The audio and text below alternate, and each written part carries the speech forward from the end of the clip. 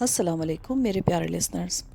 کہانی شروع کرنے سے پہلے میرے فیس بک کے گروپ لبابہ حیدر آفیشیل اور میرے فیس بک پیج لبابہ حیدر کو جوائن کریں. میرے پیج اور گروپ کا لنک ڈسکرپشن باکس میں بھی موجود ہے. میں آپ کا وہاں انتظار کر رہی ہوں. ایپیسوڈ 94. ارے یہ کیا ہو رہا ہے بھائی؟ تم نے تو ان بیچاروں پر پستول تان لیا. ہٹاؤ یہ پستول. تم بھی الگ ہو جاؤ. بلوانی مہمانوں سے یہ سلوک کرتے ہو تم؟ وہ تینوں اس آدمی کی بات سنتے ہی ہم سے پرے ہٹ، مگر ان کے تیور ایسے تھے کہ وہ ایک لہجے کے 1000ویں حصے میں ہم تک پہنچ سکتے تھے. آپ تشریف رکھیں بھائی جی، یہ جھگڑا میری سمجھ میں نہیں آیا. مگر ہماری سمجھ میں آ چکا جناب. یہ دونوں کوے ہمیں دھوکے سے پکڑ لائے ہیں. آپ اس لاکھو کو ہمارے حوالے کر دیں یا اس سے کہیں کہ ہمارے سامنے آ کر وہ ہم سے بات کرے.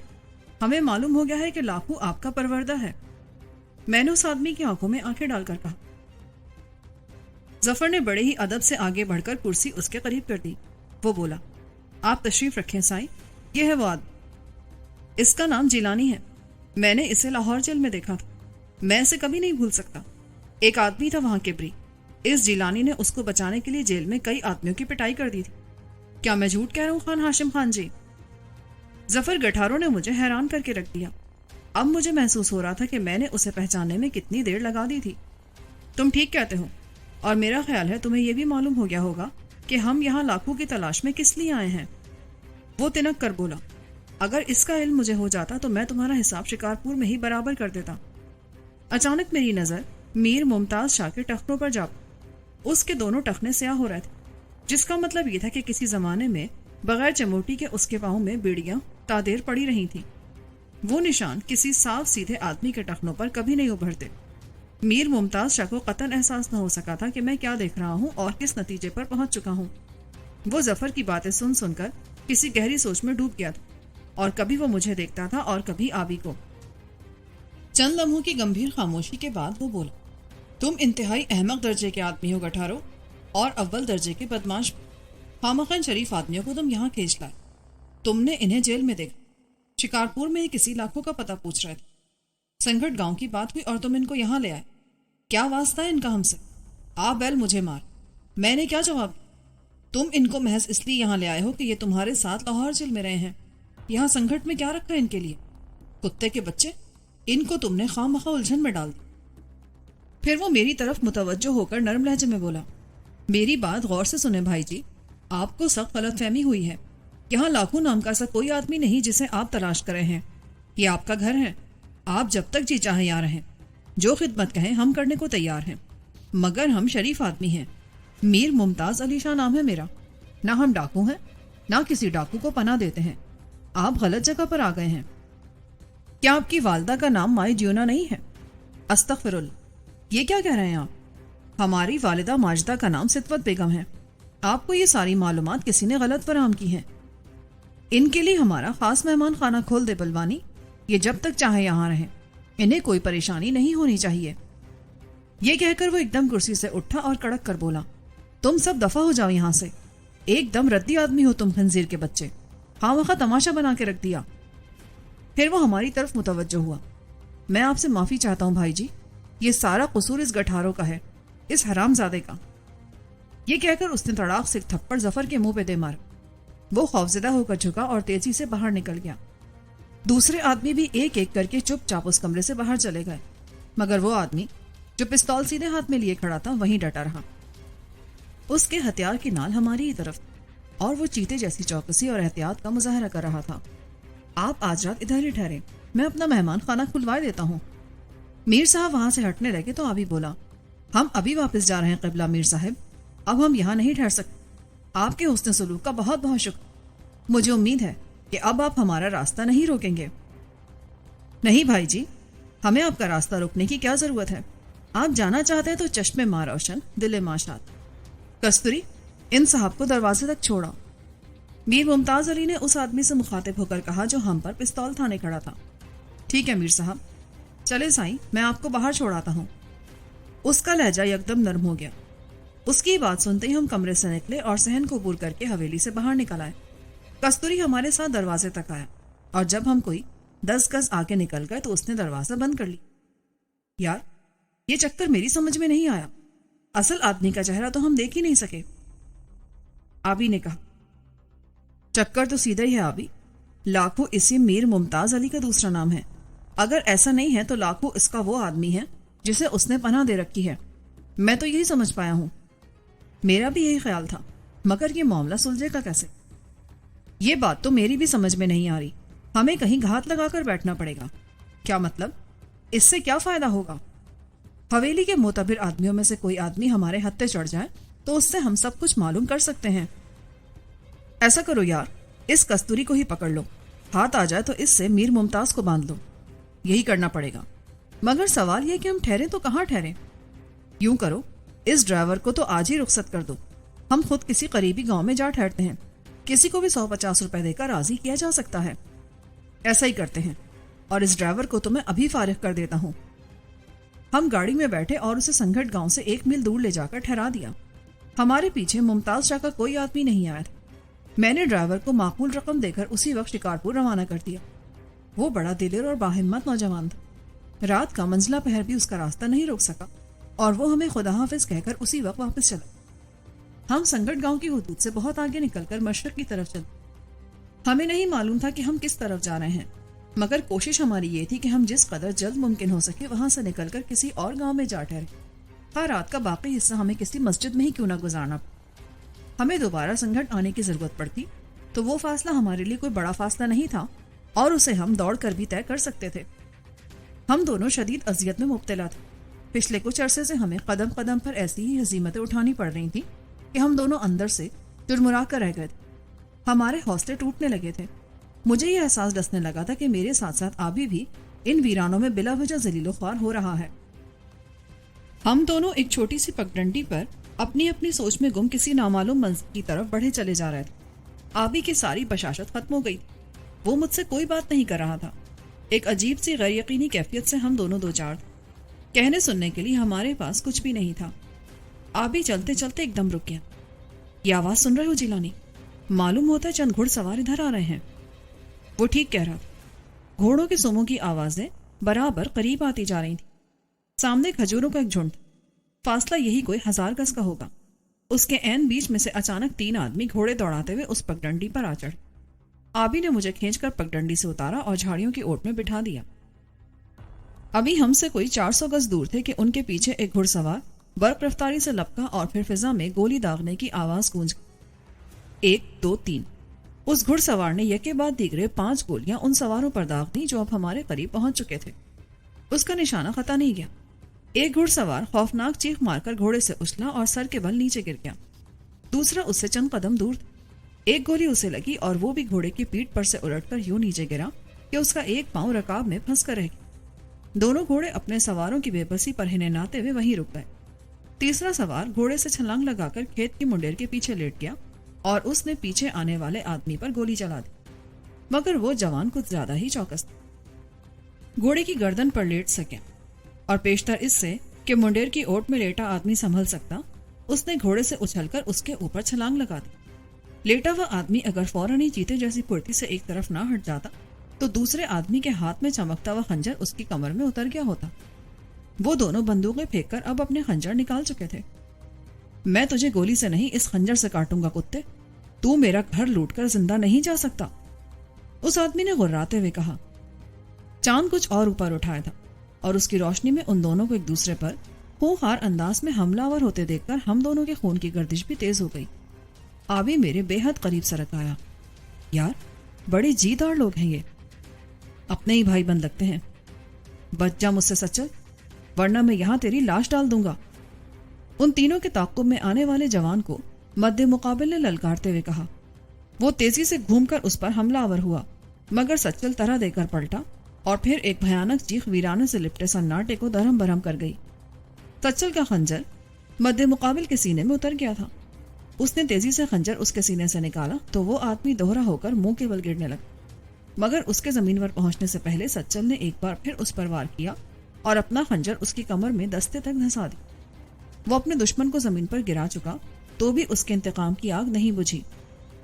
उसने पैदर पे 6 जख्म और उस घुड़सवार के जिस्म पर लगाए जिसने मुंडेर की ओट लेकर सच्चल पर गोली चलाई थी। वो उसको खत्म करके दूसरे आदमी की तरफ बढ़ा, मगर वो उसके वार के लिए बाकी नहीं बचा था। घोड़े की रकाब में अभी तक उसका पैर फंसा था और वो इसी हालत में मर चुका था। उसकी तरफ से मायूस होकर वो तीसरे आदमी के पास पहुंचा। वो भी ठंडा हो चुका था और उसका घोड़ा उसके पास खड़ा अपने सुमों से जमीन काट रहा था। सच्चल ने बारी बारी उनकी जेबों की तलाशी ली और फिर दूसरे आदमी के करीब पड़ा एक थैला उसने उठा लिया। उन तीनों के पास आछी असलहा था, मगर वो उनके किसी काम नहीं आ सकता। जिस आदमी को सच्चल ने सबसे पहले गोली मारी थी, उसके करीब से उसने स्टैन गन उठाई। वैसी ही स्टैन गन उस आदमी के पास भी थी जिसको उसने खंजर से हलाक किया था। उनका असलहा इकट्ठा करके सच्चल ने उनके घोड़ों को यकजा करके यूं एक दूसरे की दुम से बांधा कि वो अपने घोड़े पर सवार होकर आसानी से उन्हें अपने साथ ले जा सकता था। अभी वो उन्हें बांध ही रहा था और अपनी स्टैन गन उसने कंधे से लटका रखी थी कि आ भी रह ना सका। मुझसे मशवरा किए बगैर बुलंद आवाज से वो ठेठ पंजाबी में बोला, तेरा जवाब नहीं है जवान, तेरे हाथ में बड़ी करामत है, आफरीन है तेरी हिम्मत पर। वो आदमी आबी की आवाज सुनते ही किसी वहशी जानवर की तरह चौंक कर घोड़े की ओट में हो गया। कंधे से गन उतरकर इतनी तेजी से उसके हाथ में आई कि मैं समझा कि वो इस जगह को भून के रख देगा जहां से वो आवाज उभरी थी। वो गरजते लहजे में बोला, कौन हो तुम? सामने आकर बात करो। अल्लाह का शुक्र है कि उसने गोली नहीं चलाई थी, वरना हम उस रात बेमौत मारे जाते। हम तो परदेसी हैं साईं, पंजाब से आए हैं, यहाँ से गुजर रहे थे कि तुम्हारी ये करामत देखने के लिए रुक गए। तुम हमें अपना दोस्त ही समझो।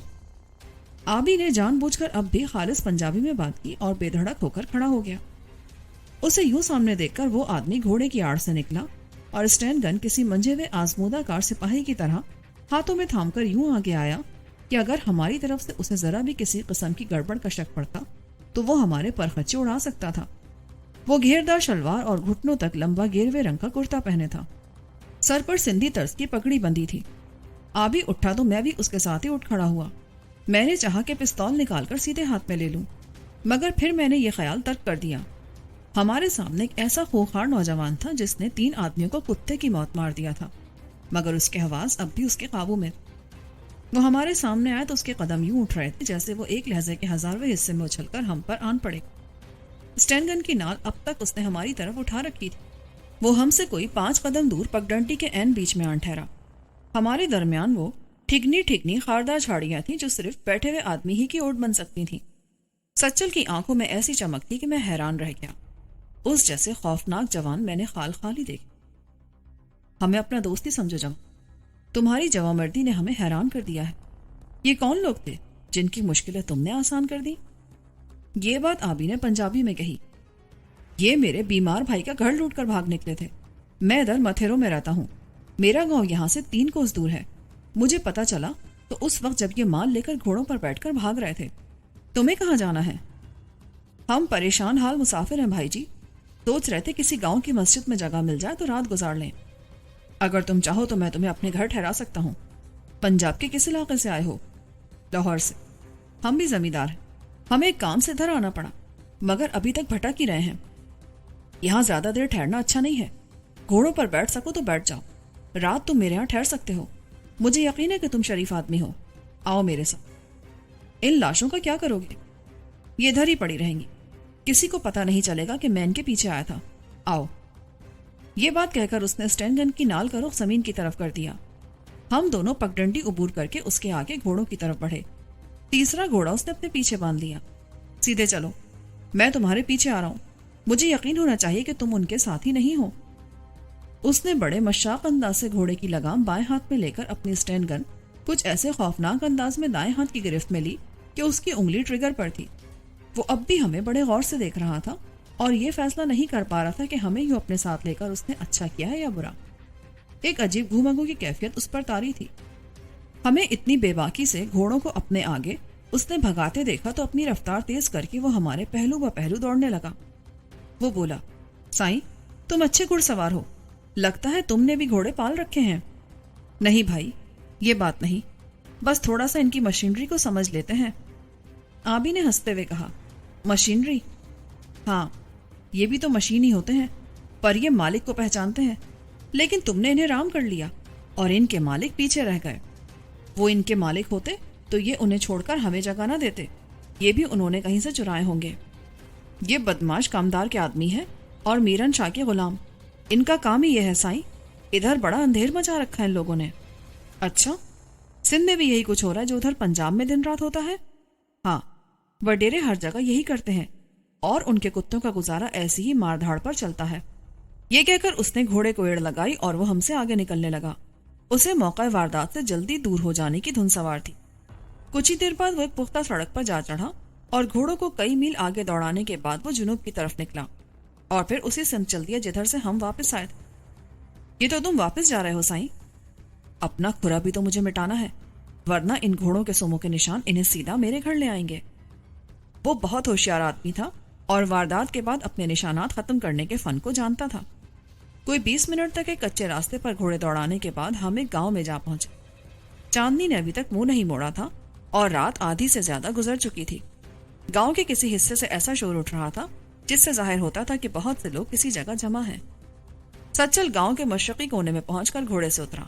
آؤ سائیں، یہ گھوڑے تم ادھر ہی روکو اور اس آموں کے باغ کے اندر چلے جاؤ، میں بھائی کے گھر جا کر اس کا مال تو واپس کر دوں۔ ٹھیک ہے یار جی، ہمیں خوشی ہے کہ تمہیں ہم پر اعتبار آ گیا، تم جیسے شیر مرد کی تو ہمیں کئی دنوں سے تلاش تھی۔ وہ خوش ہو گیا۔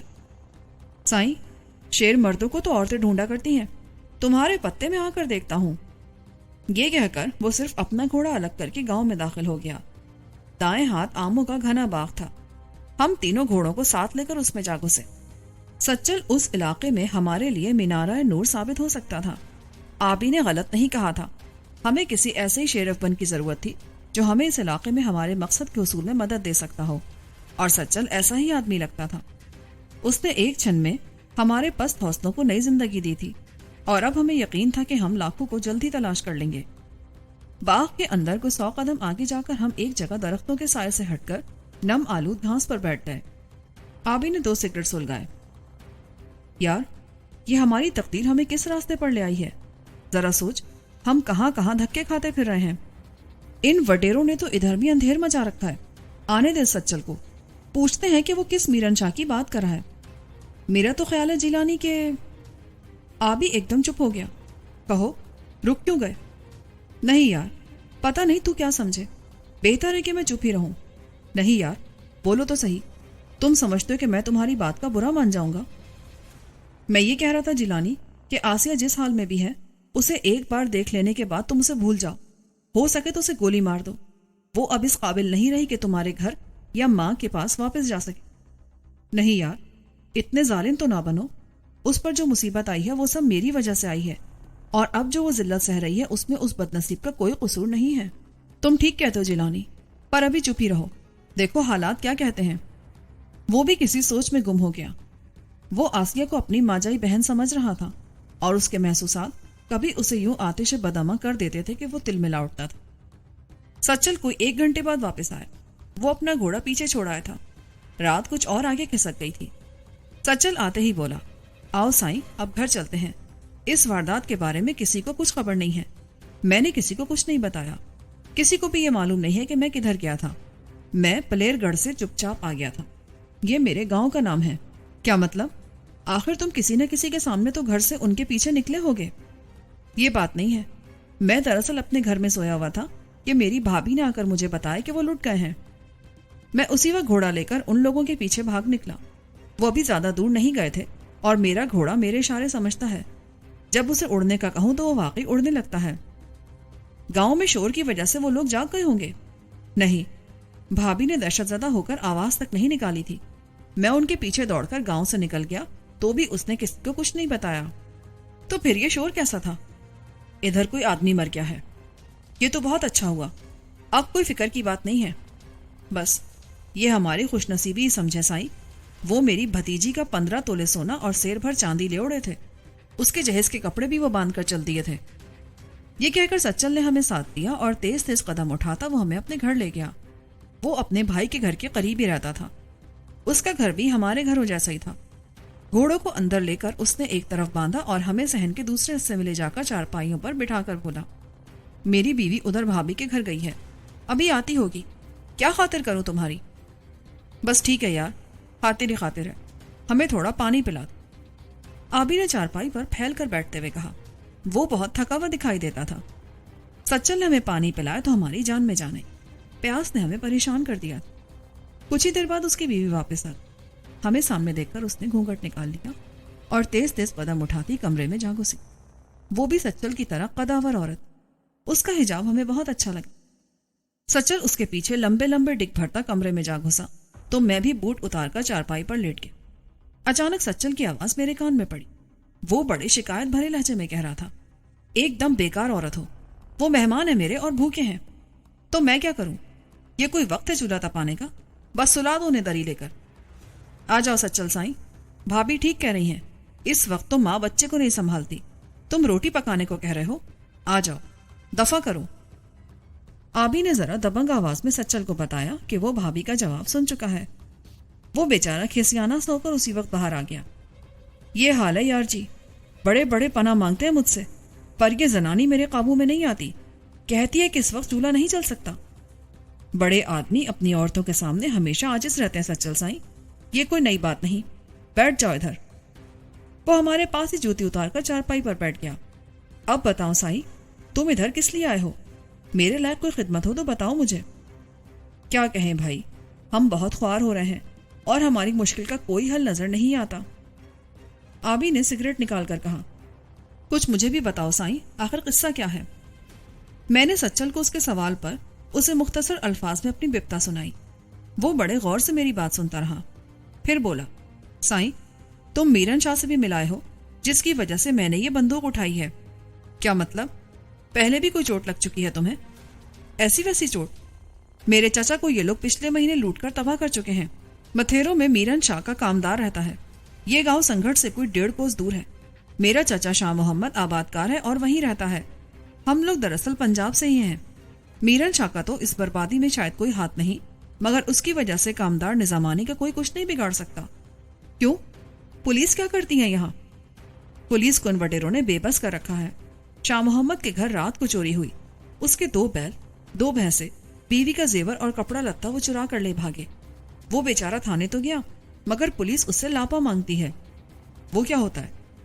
یہ دراصل رشوت ہے, مگر وہ اسے لاپا کہتے ہیں. شاہ محمد بیچارہ تو پیسے کو محتاج ہو گیا تھا. وہ کیا کرتا؟ مجبور ہو کر وہ ہمارے پاس آیا. اس کے مسروقہ مال کی کل قیمت 40,000 روپے بنتی تھی. وہ پریشان ہو کر ہمارے پاس آیا. اس نے ہم سے 10,000 روپے قرضہ مانگے. ہم نے وجہ پوچھی تو بولا کہ اس کا مال جو چوری ہوا ہے وہ اسے واپس مل سکتا ہے, مگر اس شرط پر کہ وہ کامدار کو بھنگ ادا کرے. یہ کیا مصیبت ہے اب؟ یہ بڑا ظلم ہو رہا ہے سائیں ادھر. یہ بھنگ دراصل مسروقہ مال کی کل قیمت کا 1/4 ہوتا ہے, جو اگر ادا کر دیا جائے تو چوری کا سارا مال مالک کو واپس مل جاتا ہے. اور وصول کون کرتا ہے یہ بھنگ؟ اس رقم کو 3 حصوں میں بانٹا جاتا ہے. ایک حصہ تو سرکاری اہلکاروں کے لیے ہوتا ہے, یعنی پولیس کے لیے, اور وہ اسے لاپا کہتے ہیں. دوسرا حصہ وڈیرے کا ہوتا ہے, جو اسے بطور کھیر پیش کیا جاتا ہے, اور تیسرا حصہ ان لوگوں کو ملتا ہے جو چوری کرتے ہیں. کمال ہے یار, یہ تو تم کوئی الف لیلا کی کہانی سنا رہے ہو. ادھر تو یہی ہوتا ہے میرے بھائی, اور اس میں جھوٹ ایک رتی بھر بھی نہیں ہے. جب ہمیں چچا شاہ محمد نے بپتا سنائی تو میں خود 10,000 روپیہ لے کر نظامانی کے پاس گیا, اور شاید تمہیں یقین نہ آئے, اس نے 10,000 لینے سے انکار کر دیا. بولا کہ وہ شاہ محمد سے 15,000 سے 1 پائی کم نہیں لے گا. مجبوراً مجھے 5,000 اور خرچ کرنے پڑے. کامدار کی یہ دلیل تھی کہ مہنگائی بڑھ گئی ہے, اس لیے اب وہ مسروقہ مال کی کل قیمت کا 1/4 نہیں بلکہ 1/3 لے گا, کیونکہ اسے سب کو خوش رکھنا ہے. کارندے الگ پریشان کرتے ہیں, ان کے نشے پانی کا خرچہ بھی بہت بڑھ گیا ہے. یہ میں کیا سن رہا ہوں ہاشم خان؟ یہ کس دیس میں آ گئے ہیں ہم؟ یہ کیا ہو گیا یہاں کے رہنے والوں کو؟ تیرے جیسے جوان یہ پیدا نہیں کرتے کیا؟ آبی بولا, پوچھو مت یار, یہ پہلے 3 آدمی ہیں جو میں نے مار دیے ہیں, ورنہ میں بھی سب دیکھتا ہی رہتا تھا. مگر اب مجھے معلوم ہو گیا ہے کہ لڑائی لمبی چلے گی. وہ کیسے؟ وہ یوں کہ کامدار کو پتا ہے کہ اس کے آدمی کس جگہ ڈاکہ ڈالنے گئے تھے. وہ پولیس کو سیدھا میرے گھر بھیجے گا. یہ تو بہت برا ہوا سچل, وہ تو تمہیں کل ہی پکڑ لیں گے. ایسا نہیں ہوگا, میں نے اپنے 2 آدمی ادھر بھیج دیے ہیں, وہ لاشیں غائب کر دیں گے, اور میں ان کے گھوڑے بھی ابھی کسی اور جگہ بھیج دوں گا. میرے آدمی آ ہی رہے ہوں گے. کمال ہے یار, اگر ایسی بات ہے تو ہم پولیس کا سامنا نہیں کر سکیں گے. یہ ضروری نہیں ہے کہ کامدار کو ان لوگوں کے اس ڈاکے کا علم ہو. کئی بار یہ اپنی مرضی سے بھی چلتے ہیں, جس طرف جی چاہے نکل جاتے ہیں, ہلہ بول دیتے ہیں. اب تم ادھر آرام سے لیٹ جاؤ, میں ان کے گھوڑوں کو بھی ٹھکانے لگا دوں.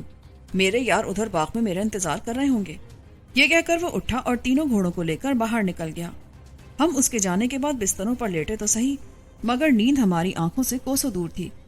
وہ سچل کوئی بڑا ہی منصوبہ باز قسم کا آدمی تھا۔ میرن شاہ کے بارے میں اس نے ہماری بات تو سن لی تھی، مگر لاکھوں کے لیے اس نے ایک لفظ نہیں کہا تھا۔ میں نے اسے آسیہ کے اغوا کا واقعہ نہیں بتایا تھا، بلکہ یہی کہا تھا کہ لاکھوں ہم سے ایک بڑی رقم لے کر ادھر آ گیا ہے اور اب ہم وہ رقم وصول کر کے رہیں گے۔ لیکن حیرت کی بات یہ تھی کہ اس نے لاکھوں کے بارے میں کچھ نہیں بتایا تھا، گھما پھرا کر اپنا سارا زور بیاں میرن شاہ پر صرف کر دیا تھا۔ سچل کوئی 1 گھنٹے کے بعد واپس آیا تو بہت مطمئن تھا۔ گھوڑے وہ کسی کے حوالے کر آیا۔ اسے دیکھ کر ہم اٹھ بیٹھے۔ وہ بولا، لیٹے رہو یارو، میں بھی ذرا تھوڑی نیند پوری کر لوں، اذان بس ہونے والی ہے۔ یار، ہمیں تم نے لاکھوں کے بارے میں کچھ نہیں بتایا، آبی نے اس سے پوچھا۔ سچل ہمارے قریب بیٹھ گیا۔ یہ میرن شاہ کا کارندہ ہے اور کامدار نظامانی کی ماتحتی میں کام کرتا ہے۔ میں نے اسے دیکھا تو نہیں ہے، مگر میرے یاروں نے ابھی مجھے بتایا کہ آج کل وہ ادھر غوث پور کے قریب ایک گاؤں متھل میں روپوش ہے۔ اگر ہمت ہے تو ادھر چلے جاؤ، تمہیں ملے گا کچھ نہیں۔ کیا مطلب؟ تم سمجھتے ہو کہ ہم ادھر یوں ہی نکل آئے ہیں جیب میں قلم ڈال کر؟ آبی تنک کر بولا، وہ بہت خونخوار آدمی ہے یار جی، اور پولیس بھی اس پر ہاتھ نہیں ڈال سکتی۔ بس تم اس کا صحیح پتہ ٹھکانہ ہمیں بتا دو، پھر ہم جانے اور ہمارا کام۔ وہ اسٹین کا نے کہا ہے جو تم نے اپنے شکار سے چھینی تھی، دونوں ہمیں دے دو۔ تم اسلحہ چلا سکتے ہو؟ وہ قدرے حیران ہو کر بولا، کیوں نہیں، ہم تو پتہ نہیں کیا کچھ چلا سکتے ہیں، بس تم وہ دونوں ہتھیار ہمیں دے دو۔ ٹھیک ہے، تم بس میں بیٹھ کر غوث پور چلے جاؤ، متھل گاؤں بگاڑی نہر کے دوسری طرف ہے۔ یہ کہہ کر وہ اٹھا اور اس نے ہمیں نظامانی کے مردہ کارندوں کی دونوں اسٹین گنیں لا کر دے دی۔ ہم نے جس انداز سے ان کو کھول کر دیکھا وہ سچل کے لیے حیران کن تھا۔ وہ بولا، میں تو سمجھا تھا کہ تم یوں ہی شہری دلیر ہو، پر میرا یہ خیال غلط نکلا۔ وہ دونوں اسٹین گنیں گولیوں سے لبالب بھری تھی۔ تم یوں کرو سچل کہ ہمارے ساتھ چلو، راستوں کا ہمیں علم نہیں ہے اور ہمیں آج ہی متھل پہنچنا ہے، پتہ نہیں کیا حالات ہو جائیں۔ بھابھی نے ابھی تھوڑی دیر پہلے مجھے بتایا کہ وہ 3 نہیں بلکہ 4 آدمی تھے، مگر چوتھا آدمی مجھے کہیں نظر نہیں آیا، اور مجھے یہی ڈر ہے کہ ادھر کوئی زبردست ہنگامہ ضرور ہوگا۔ ہو سکتا ہے وہ لاکھوں کو بدلہ لینے کے لیے یہاں بھیج دیں۔ وہ نظامانی بہت گندی فطرت کا آدمی ہے، ہم ان کا یہاں انتظار کریں گے۔ تم بالکل فکر نہ کرو سچل بھائی، ہم تمہارے ساتھ ہیں۔ تم کیا کر سکتے ہو یار، تم انہیں جانتے نہیں ہو، بڑے لمبے ہاتھ ہیں ان کے۔ ابھی وہ یہ بات کہہ ہی رہا تھا کہ کسی نے دروازے پر دستک دی۔ باہر کھڑا آدمی بڑی عجلت میں تھا۔ سچل نے اپنی اسٹین گن سیدھے ہاتھ میں لی اور دوڑ کر دروازے تک جا پہنچا۔ وہ تیزی سے بولا، کون ہے؟ دروازہ کھول سچل، وہ آ گئے ہیں، وہ ادھر ہی آ رہے ہیں۔ سچل نے کنڈی کھول دی تو ایک آدمی تیزی سے اندر داخل ہوا۔ میں نے کہا بھی تھا کہ وہ 4 آدمی تھے، ایک بچ کر نکل گیا۔ اس نے کامدار کو سب کچھ بتا دیا ہے اور اب وہ جیپ پر ادھر آ رہے ہیں۔ ٹھیک ہے، آؤ میرے ساتھ۔ یہ کہہ کر اس نے عجیب سے انداز میں ہماری طرف دیکھا، جیسے کہہ رہا ہو تم مہمان بھی ہوئے تو کیسے برے وقت میں۔ ٹھہر جا یار، تو اکیلا نہیں ہے، ہم بھی تیرے ساتھ چلتے ہیں۔ وہ توپے تو نہیں لائے ہوں گے اپنے ساتھ نا؟ میں نے جوتے پہن کر تسمے کس لیے۔ آبی نے بھی چارپائی چھوڑ دی۔ وہ دبی زبان میں بولا، یار سچل کو اس مصیبت سے بچا لینا چاہیے، ہم انہیں گاؤں سے باہر ہی روک لیں گے، چلو ہم دیکھتے ہیں کہ وہ کیا کرتے ہیں۔ میری یہ بات سن کر سچل ہنسا، یارو تم میرے مہمان ہو، میرے لیے کیوں اپنی جانیں گنواتے ہو؟ ہم تمہارے سجن بھی تو ہیں، دیر نہ کرو، جلدی نکل چلو۔ یہ کہہ کر میں آبی کو اپنے ساتھ لے کر دروازے سے باہر نکلا تو وہ دونوں تذبذب میں کھڑے ہمیں دیکھ رہے تھے۔ وہ بھی ہمارے ساتھ ہی گھر سے باہر آ گئے۔ وہ گھوڑے کہاں ہیں؟ ان کو ابھی تک ہم نے باغ میں روک رکھا ہے، فیروز کا انتظار کر رہے ہیں ہم۔ یہ کہہ کر سچل باغ کی طرف لپکا۔ این اسی وقت گاؤں کے مغربی حصے سے ہمیں کسی گاڑی کے رکنے کی آواز سنائی دی۔ ہم بھاگ کر باغ میں جا گھسے۔ گھوڑے ان لوگوں نے باغ کے عقبی حصے میں باندھ رکھے تھے۔ یار میرا خیال ہے ہم درختوں پر چڑھ کر دیکھ تو لیں کہ وہ ہیں کون۔ اس کی تجویز معقول تھی۔ ہم چاروں اسی وقت آم کے ایک درخت پر جا چڑھے۔ اب ہم اس گاڑی کی روشنیاں دیکھ سکتے تھے۔ گاڑی اب باغ کے قریب سے گزر کر آگے بڑھ رہی تھی۔ ارے یہ تو پولیس کی جیپ ہے۔ سچل حیران ہو کر بولا، یہ ادھر کیا لینے آئے ہیں؟ کامدار ان کو اتنی جلدی نہیں بلوا سکتا تھا۔ گاڑی سچل کے گاؤں ٹھہرنے کے بجائے تیزی سے آگے نکل گئی۔ وہ لوگ کسی اور ہی مہم پر نکلے تھے۔ جیپ گاؤں کی حدود سے آگے نکل گئی تو ہم درخت سے نیچے اتر آئے۔ سچل بولا، کامران تو ادھر ہی رہ، فیروز کو بھی اس الن کے گھر سے لا کر ادھر رکھ، میں 2-4 دن کے لیے یہاں سے دور چلا جاتا ہوں، کوئی گڑبڑ ہو تو غوث پور میں مجید کے گھر پر اطلاع دے دو، سمجھے؟ اسے میں اپنا پتہ بتا دوں گا۔ ٹھیک ہے سائیں، وہ گھوڑے اب ادھر ہی ہیں، وہ آپ سنبھال کر یہاں سے نکل جائیں، میں دیکھ لوں گا کہ وہ کامدار کیا کرتا ہے. بھابھی کو صبح سویرے تم شکارپور بھیج دو گے. میں اسے سمجھا آیا ہوں. وہ گھر سے نقدی، سونا اور کپڑے لتے وہاں اپنے باپ کے گھر لے جائے گی. یہاں ہر وقت خطرہ لگا رہے گا. ایسا ہی ہوگا سائیں. میں اکبر کو اس کے ساتھ بھیج دوں گا. مگر تمہارا بھائی تو بیمار ہے. اس کی دیکھ بھال میری بیوی کرتی رہے گی. ٹھیک ہے سائیں، آپ نکل جاؤ. وہ پھٹ رہی ہے، ادھر سے کھسک لینا ہی بہتر ہے. اس سے الگ ہو کر ہم باغ کے عقبی حصے میں گئے. سچل کا ایک آدمی شکاری کتے کی طرح وہاں چوکس کھڑا تھا. اس نے صبح کے ملگجے اجالے میں سچل کو پہچان لیا. اور سائیں کیا خبریں ہیں؟ وہ فیروز ابھی تک نہیں آیا اور گھوڑے مچل رہے ہیں. بارک اللہ، اسے کہہ دینا کہ وہ سیدھا ہو جائے، ورنہ میں اس کا مغز پھاڑ دوں گا. اب تم جاؤ، کامران تمہارا انتظار کر رہا ہے.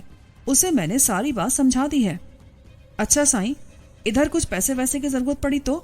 میرا خیال ہے تم کافی دنوں بعد ادھر آؤ گے. پیسے کامران کے پاس بہت ہیں، وہ خود دیکھ لے گا کہ اسے کیا کرنا ہے. میرے بھائی کے دوا دارو کا دھیان رکھنا. یہ کہہ کر اس نے بارک اللہ کو وہاں سے دوڑا دیا اور پھر وہ ہماری طرف متوجہ ہوا. یارو، مجھے افسوس ہے میں تمہاری کوئی بھی خدمت نہیں کر سکا، اور میں تمہیں متھل لے چلتا ہوں. یہ کہہ کر اس نے گھوڑے کی رکاب پر پاؤں رکھ دیا. دوسرے گھوڑوں پر ہم بیٹھے اور باغ کے عقبی حصے سے نکل کر آگے بڑھ گئے. صبح کا اجالا چاروں طرف پھیل رہا تھا. ہم پوری رات سو نہ سکے تھے. کوئی 1 میل آگے نکل کر ہم ایک راجبا پر جا پہنچے. سچل نے ہمیں وہاں اتر کر منہ ہاتھ دھونے کے لیے کہا، مگر آبی کپڑے اتار کر اس میں نہانے لگا. میں اور سچل بھی اس کی دیکھا دیکھی پانی میں اتر گئے. راجبا میں سے نہا کر جب ہم دوبارہ گھوڑوں پر سوار ہوئے تو ہم تازہ دم ہو چکے تھے. سچل کی رہنمائی میں ہم کوئی 3 گھنٹے تک گھوڑے بھگاتے رہے. وہ بڑی سڑک سے کنی کترا کر چل رہا تھا، اور یہی بہتر تھا، کیونکہ راستے میں ہم کسی بھی وقت کسی غلط صورتحال سے دوچار ہو سکتے تھے.